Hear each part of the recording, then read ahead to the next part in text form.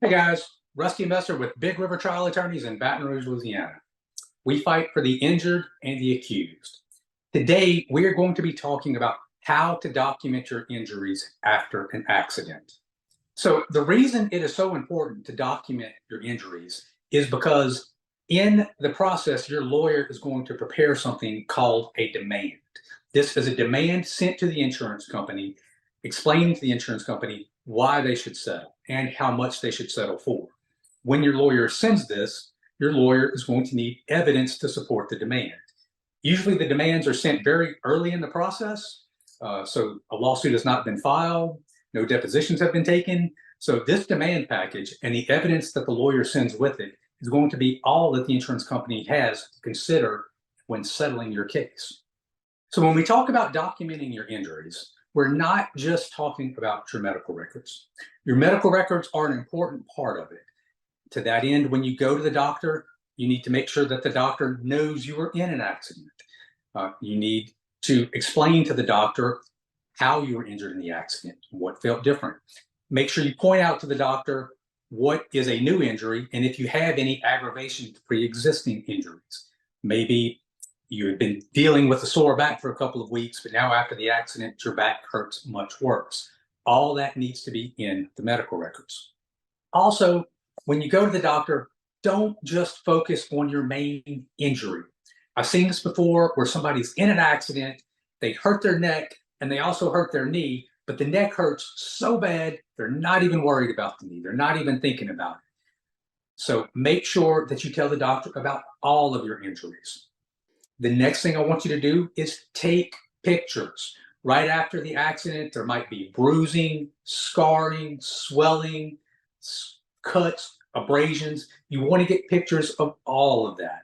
You also want to get pictures of your injuries as they progress. So maybe in 3 or 4 days, the swelling has gone down, but maybe you still have a pretty bad cut. Maybe that's going to turn into a scar. So maybe you want pictures of that scar 2 or 3 months down the road.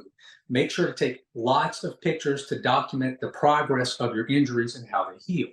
So another thing I would like you to do is to keep a journal or some record of your injuries and the things that you're unable to do. This is so important because a year or a year and a half later, you're not going to have a good memory of everything that you really missed out on.